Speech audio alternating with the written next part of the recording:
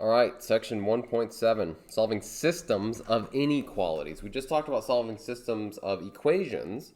Let's talk about solving a system of inequalities now. Well, just as a quick reminder, if it's been a while since you've thought about systems of equations for some reason, let's remember what solving a system of equations means. Let's say you had something like y equals 2x minus 1, and you had something like y equals negative x plus 4. Okay, and you wanted to solve these two equations. One, solve the system. That meant that you wanted to find the x and y value that when plugged into the top equation and to the bottom equation makes both of them true. Okay, so the way that we did that is we graphed the two lines. So here is the first line would have an intercept down here, would look something like this. The second line would have a slope of -1, it looks something like this. Okay, and so this was the only coordinate that when plugged in here and here would make a true statement. Okay, in other words, the only solution to both equations was this point right here. Now, with inequalities, what are we thinking about? Well, now with an inequality, remember there was lots of solutions to an inequality, right? We use shading to represent all of the solutions, all of the x, y values that would make this a true statement. Okay, so we had lots of solutions, and we'll have that same thing happen with a system. Here's how we're going to approach it. Instead of just where the lines intersect, it's got to be where the shading overlaps. Okay, so this blue line here is let's start with the black line. So the black line is greater than or equal to x minus 1, and we want greater than, so we'd be shading above that line. Okay. Right. Now, the blue line is this one right here, and that is less than or equal to, so we'd be shading below that line. So the question is, where is the overlap in the shading? Well, if you think about this for a second, in fact, maybe you should pause the video for a second and maybe just kind of lightly shade where you think the overlap of the shading is going to be. So hopefully you tried that, and this is where the shading would overlap. It would be right here, because it's got to be above the black line and to the left or below, you might say, to the blue line there. Okay, so this shading represents all of the solutions to this system of inequalities. You might think, well, what do you write down? This is what you write down. That's how you're going to represent the solution, is with the graph. There's no other way to represent that solution that I'm aware of besides doing it graphically. Okay, so let's do an actual example here where we solve this system of inequalities. You have to solve by graphing. That's our only way to represent the solution. So I'm going to show you how to do this in Desmos. I already have the graphs here, so let's flip over to the Desmos graph. Desmos is great because you just type everything in. You've got the math keyboard if you need it, and then you can see this is what the graphs look like. In fact, you know what? Let's not have them next to each other. Let's just look at the graphs here. Okay, so nope, actually I changed my mind. I do want the, sorry. Okay, so you get the graphs here, and you can see that there's overlap in shading right here. Okay, so that's going to be our solution set. So what you'll do in the on the graph for your solution is you'll graph both lines and then just sketch in the shading that you the shading of the overlap. Okay, so let's put the lines in here. You can see that the blue line has an intercept of 3, and it has a slope of, what would it be, -0.5. So it also intersects at 0 or 6, 0 right there. And so here's that line, and that one is solid. Okay, and then we have a dotted line for the other one. It has an intercept of -4.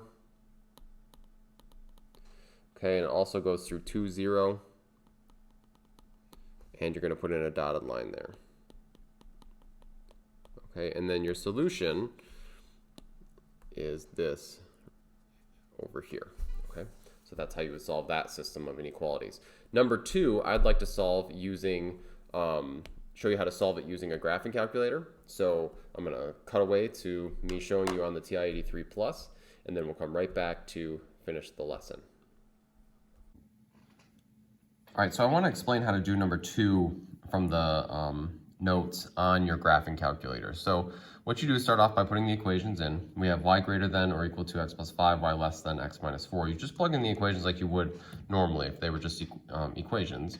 And then to graph an inequality, you arrow over to the left here, and you've got some options for how things get graphed. So if you hit enter once, you get a thick line. If you hit enter again, you get this, which is greater than. Okay, so greater than or greater than or equal to. The calculator doesn't distinguish between the two, so but you will at least get the shading. If you hit enter on this one, if you hit enter, I think it's 3 times, you get this shading below, which is less than. Okay, so now that you've got your inequalities in the graphing calculator, you can graph it and figure out where the lines overlap. So you hit graph. And you'll see there's our first line. Here's our second line. You can see that it's shading above here and below here. There's no overlap in the shading. So what this means is that there's no solution. Now to graph this, you can still go over to your table.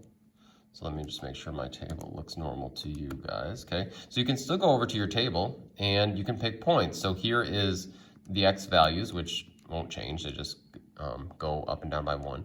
But then y sub 1, that's the points on your first line, and y sub 2 is points on the second line. All right, so that's how you can get the information you need to sketch the graphs onto a coordinate plane. But the moral of the story on this one is that there is no solution. So that's how you graph a system of inequalities on your calculator. If there was overlap in the shading, then you would just graph the lines and then shade only the overlap.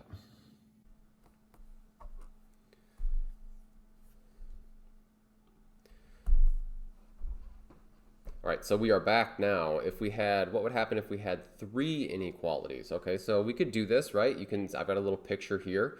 If we had 3 inequalities, you might get a solution that is actually the inside of a triangle. Okay, and if we had that, then these lines right here, these would be our boundary lines, which that's what they're called anyway. Okay, but those are our boundary lines and they form a triangle.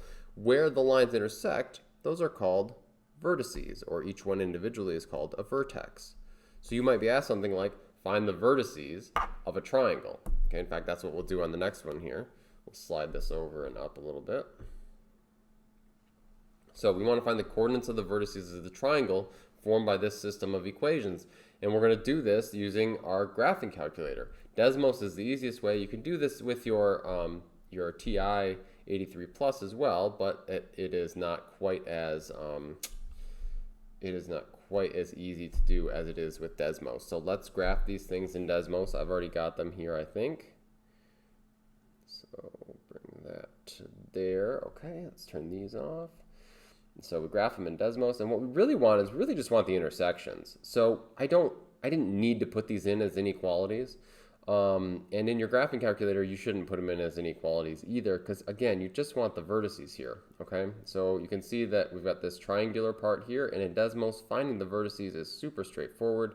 You just click on the points, and it will tell you where the vertices are, okay? And so for this, it's asking us what the vertices are. There's our shaded region. So the vertices, I guess we can just list them out here. This would be negative 4, 4. This would be 4, 0. And it would be 1, negative 6. I really encourage you to use Desmos, especially this year. You're going to be at home quite a bit using your calculators at home. The tests and quizzes are online, so using Desmos is definitely your friend. But in the 83 Plus, you can do it as well. Second calc intersect, and then make sure you select the right lines. If you've got an 83 Plus, try it, see if you can get the answers. If you can't, then let me know. But otherwise, that's the type of problem that you might have to do with the triangles and the vertices. This is also going to lead into the next section. The last thing I would say, and I know I'm throwing a lot at you here, is if it forms a triangle, the overlap of all 3 shaded regions isn't necessarily the triangle. Okay, it won't always be the triangle. I don't think so. Watch out for that, but lots of these problems it will be. So that's it for section 7.